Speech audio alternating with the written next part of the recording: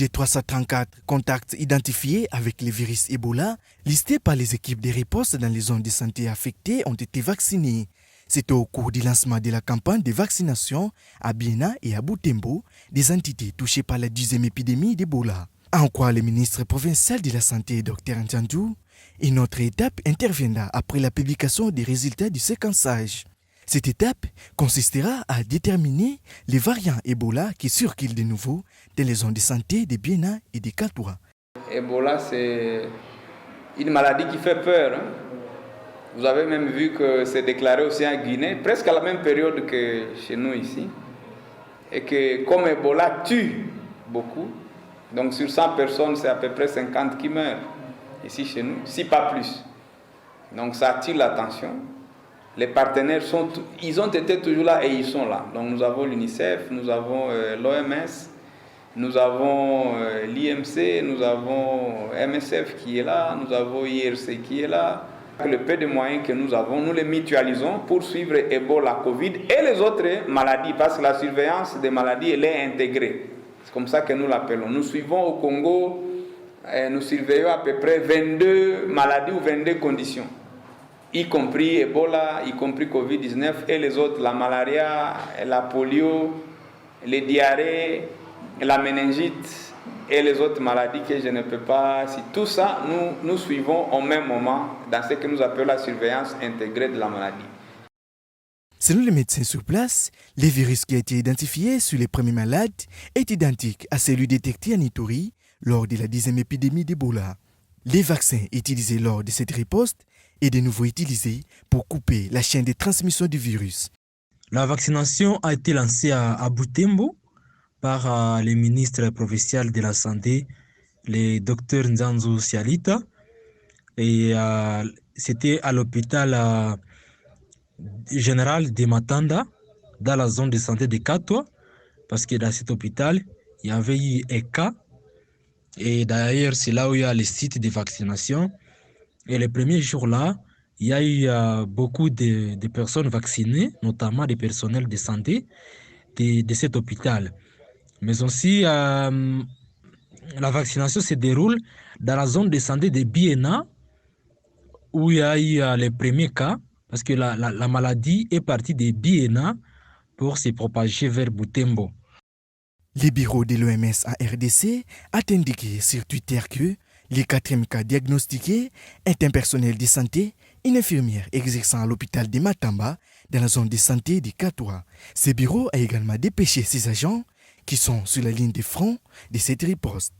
Ici, nous sommes en train de charger des équipements de protection individuelle que nous allons déployer ce soir même vers la zone de santé de Biena, spécialement dans l'aire de santé de Massoya, qui est l'épicentre de cette nouvelle épidémie, la 12e en RDC. Pour le moment, nous sommes en train d'intervenir et à Massoya et dans la zone de santé de Katwa, qui aussi est une zone de santé dans la ville de Butembo, qui est aussi touchée par cette épidémie. La raison et l'objectif principal de cette intervention, c'est, comme nous l'avons dit, couper la chaîne de transmission et arriver à contenir la maladie pour que cela ne puisse pas s'étendre comme c'était le cas pour la dernière épidémie dans cette région. Depuis la résurgence de la maladie à virus Ebola dans les 2 Kivu, les 1000 et des 4 cas notifiés, dont 2 décès, toutes les femmes. Les 2 malades sont pris en charge médicale à Butembo, dans un centre de traitement d'Ebola aménagé depuis la récente épidémie au sein de l'hôpital général de référence de Katwa, au sud-est de la ville. Le ministre congolais de l'Environnement et Développement durable, Claude Nyamugabo, séjourne depuis le dimanche 14 février dans la ville de Goma. Il s'agit de la première étape de sa tournée de sensibilisation sur les programmes jardins scolaires 1 milliard d'arbres à l'horizon 2023 dans les provinces du Nord et du Sud Kivu. Sur son compte Twitter, Claude Nyamugabo a indiqué que sa présence dans cette région est pour faire l'évaluation du programme lancé depuis le décembre dernier par les chefs de l'État. Il était prévu également de planter des arbres dans différents sites de cette région. Au total, 1800 plantules sur 5 hectares ont été jugées adoptées en cette phase pilote du reboisement à Saké, en territoire de Massissi au Nord Kivu. Je suis en pleine tournée ici et j'ai contacté le gouverneur et je lui ai dit qu'on aille sur le terrain pour prêcher par l'exemple. Nous demandons que la population plante 1 milliard d'arbres. Mais cela doit commencer par nous-mêmes, comme le président le fit le 5 décembre 2020 en plantant lui-même un arbre. Nous venons de planter des arbres et nous allons poursuivre ceci. Ce projet doit réussir et il doit réussir avec l'implication de toute la population. Nous sommes au Nord Kivu aujourd'hui, dans le territoire de Massissi, pour lutter contre les érosions que nous constatons ici. Pour le directeur général du Fonds forestier national, ces projets initiés par le président de la République doivent inciter la population au reboisement de leur milieu de vie. Et donc c'est parmi les missions qui nous sont allouées. Il y a également le contrôle et suivi. Je suis donc ici pour accompagner son Excellence Monsieur le ministre afin de matérialiser ce projet. Alors, de financer les opérations de reboisement ou de déboisement, de reboisement si vous voulez, et boisement, mais également l'aménagement forestier. J'ai vu avec son Excellence Monsieur le ministre ainsi que Monsieur le gouverneur qu'il y avait des problèmes d'érosion. On appelle ça aussi aménagement forestier. Il s'est de signaler que, depuis son lancement en décembre 2020 sur toute l'étendue du territoire national à l'occasion de la Journée nationale de l'arbre, après Kinshasa, les Grands Katanga et les Kasaï, c'est maintenant le tour du Grand Kivu d'être évalué par le ministre de l'Environnement dans le cadre du programme Jardin scolaire 1 milliard d'arbres à l'horizon 2023. Comment réfléchir pour que la RDC participe au programme environnemental à travers le monde? Un scientifique dans le domaine de l'environnement, Christian Coupard, livrait ses impressions et propose ce que peut faire la RDC. En principe, on devait être leader sur le plan régional, mais aussi sur le plan mondial, parce que nous avons beaucoup plus d'atouts. Amener une politique internationale de la RDC serait avantageux pour le gouvernement congolais.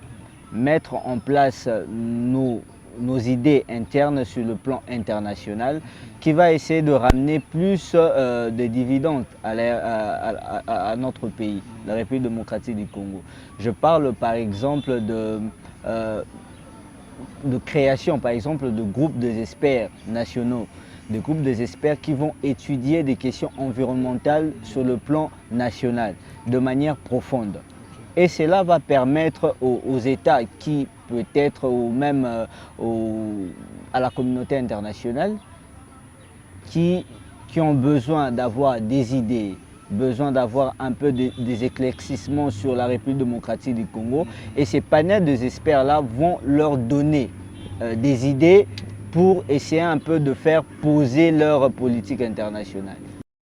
Par rapport à la lutte écologique en RDC, ce scientifique pense que cette question ne peut pas se traiter de la façon légère, comme le fait le gouvernement congolais. Les questions écologiques, ce n'est pas seulement des questions politiques. Ce n'est pas des questions qu'on peut traiter à la légèreté comme ça. Donc ce sont les scientifiques qui commencent d'abord à créer ces partis politiques. Mais ici, nous voyons une personne, un homme politique. Un beau jour, il se réveille, il s'est dit que non, aujourd'hui je dois créer un parti écologique parce que maintenant là, on parle de l'environnement, nous devons créer. Mais si on regarde dans le fond, ils n'ont même pas des objectifs, ils n'ont même pas de sens de militantisme. Il n'y en a pas. Vous voyez. Loin de moi de jeter l'opprobre aux partis écologistes qui existent déjà, mais je mérite à ce qu'on puisse prendre la lutte écologique vraiment de manière très sérieuse. Ouais. C'est ça en fait ce que je pense. Pour remédier à ce défi, ce dernier propose à l'État congolais la création d'un groupe des experts et les encadrer à asseoir la politique nationale sur l'environnement. Le gouvernement peut créer un groupe des experts nationaux qui ne seraient vraiment pas des organes un peu délaissés, mais que le gouvernement puisse encadrer ces structures-là et qui puisse ressortir de résolutions qui peut aider notre État à bien asseoir sa politique nationale. Les autorités congolaises devront, selon lui, tenir compte de la politique internationale sur l'environnement et avoir des objectifs précis quant à ces. La société civile environnementale s'indigne des multiples violations du moratoire par les ministres de l'Environnement et Développement durable, Clonia Mugabo. Augustin Poy, conseiller technique principal au CODELT, décrit selon lui la récidive du ministre de l'Environnement sur l'octroi des concessions appartenant à l'État congolais. Ces derniers affirment saisir les instances judiciaires et précisent qu'un dossier est encore au Conseil d'État. Nous estimons qu'il y a là une sorte de récidive. Le ministre a récidivé. Il n'y a pas très longtemps, au mois de janvier, il a attribué 9 concessions de manière tout à fait illégale, sans respecter les conditions qui sont légalement prescrites. Nous sommes surpris qu'il récidive. Il attribue des nouvelles concessions qui représentent plus de 700 000 hectares à un groupe privé, une entreprise groupe service. Augustin Poy dit trouver une intention délibérée et répétitive de la part du ministre de l'Environnement de pouvoir violer la loi sur la vente des concessions forestières. En tant qu'organisation opérant dans le secteur, nous disons plus jamais ça. Heureusement qu'il est partant, mais nous allons utiliser toutes les voies de droit pour pouvoir d'abord obtenir la réhabilitation de la République dans ses droits. Pour lui, les 4 contrats secrets couvrant 777 639 hectares ont été conclus en faveur de la société congolaise Groupe Service. Une organisation comme Greenpeace, qui a une audience que nous n'avons peut-être pas au niveau international, ils ont des canaux de diffusion des informations qui nous sont peut-être inaccessibles. Et donc, si Greenpeace porte cette question et fait une dénonciation, on a lu le communiqué de presse, je crois que c'est bienvenu. Signalant que 3 de ces dites concessions concernées par ces contrats sont situées dans la province de Mai-Ndombe et une dans la province du Bas-Ouélé, tous en République démocratique du Congo. La banane est un fruit à la fois nutritif et plein de vertus. Elle est surtout réputée pour sa teneur en potassium, mais elle possède aussi de nombreux autres atouts qui peuvent en faire un allié au quotidien. La banane est un fruit du bananier. Le bananier est originaire de l'Asie du Sud-Est, où il est retrouvé de l'Inde à la Polynésie, et son centre de diversification semble être la Malaisie ou l'Indonésie. Elle est bien pourvue à la bêta-carotène, un précurseur de la vitamine A qui contribue à la santé de la peau, à la croissance des os et des dents et protège contre les infections. Elle est riche en magnésium. Il s'agit donc d'un très bon anti-stress naturel. Outre cet aspect, la banane est une source de sucre naturel, à savoir le sucrose, le glucose, l'amidon et le fructose. Pourtant, consommer de la banane permet de réguler la glycémie, ce qui la rend idéale chez les personnes diabétiques de type 2, en surpoids.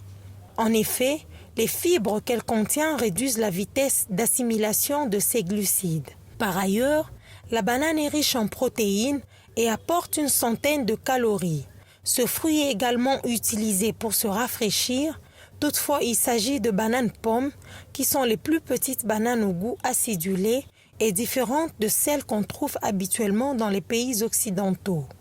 La banane est également connue pour sa forte teneur en potassium, jusqu'à 360 mg par fruit, un minéral indispensable au bon fonctionnement de l'organisme.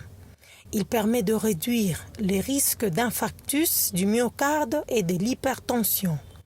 La banane regorge aussi d'antioxydants, ce qui la rend utile pour prévenir l'apparition de certains cancers et plus particulièrement les cancers du rein et les cancers du côlon. De plus, en réduisant les radicaux libres, elle empêche la formation du mauvais cholestérol qui participe à l'apparition des pathologies cardiovasculaires.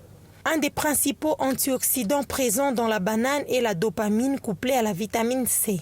La dopamine est une propriété impliquée dans le contrôle moteur, l'attention, le plaisir et la motivation, le sommeil, la mémoire et la cognition.